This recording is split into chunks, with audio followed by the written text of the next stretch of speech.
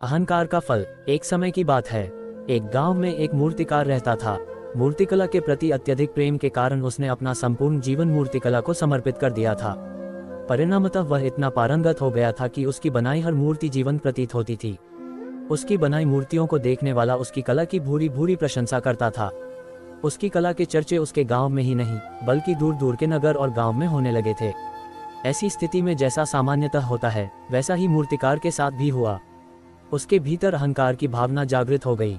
वह स्वयं को सर्वश्रेष्ठ मूर्तिकार मानने लगा। उम्र बढ़ने के साथ जब उसका अंत समय निकट आने लगा तो वह मृत्यु से बचने की युक्ति सोचने लगा।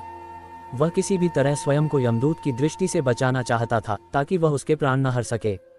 अंततः उससे एक युक्ति सूझ ही गई। उसने अपनी बेमिसाल मूर्तिकला का प्रदर्शन करते हुए 10 मूर्तियों का निर्माण किया।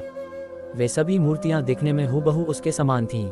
निर्मित होने के पश्चात सभी मूर्तियां इतनी जीवंत प्रतीत होने लगी कि मूर्तियों और मूर्तिकार में कोई अंतर ही ना रहा। मूर्तिकार उन मूर्तियों के मध्य जाकर बैठ गया। युक्तिनुसार यमदूत का उसे इन मूर्तियों के मध्य पहचान पाना असंभव था। उसकी युक्ति कारगर भी सिद्ध हुई। जब यमदूत उसके प्राण हरने आया तो 11 एक सरी की मूर्तियों को देख चकित रह गया। वह उन मूर्तियों में अंतर कर पाने में असमर्थ था, किंतु उसे ज्ञात था कि इन्हीं मूर्तियों के मध्य मूर्तिकार छुपा बैठा है। मूर्तिकार के प्राण हरने के लिए उसकी पहचान आवश्यक थी। उसके प्राण न हर पाने का अर्थ था प्रकृति के नियम के विरुद्ध जाना। प्रकृति के नियम के अनुसार मूर्तिकार का अंत समय आ चुका था। मूर्तिकार की पहचान करने यमदूत हर मूर्ति को तोड़कर देख सकता था, किंतु वह कला का अपमान नहीं करना चाहता था। इसलिए इस समस्या का उसने एक अलग ही तोड़ निकाला। उसे मूर्तिकार के अहंकार का बोध था, अतः उसके अहंकार पर चोट करते हुए वह बोला, वास्तव में सब मूर्तियां कलात्मकता और सौंदर्य का अद्भुत संगम है। किंतु मूर्तिकार एक त्रुटि कर बैठा। यदि वो मेरे सम्मुख होता तो मैं उसे उस त्रुटि से अवगत करा पाता।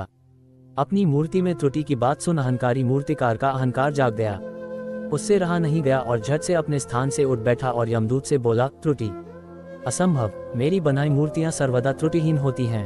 यमदूत की युक्ति काम कर चुकी थी।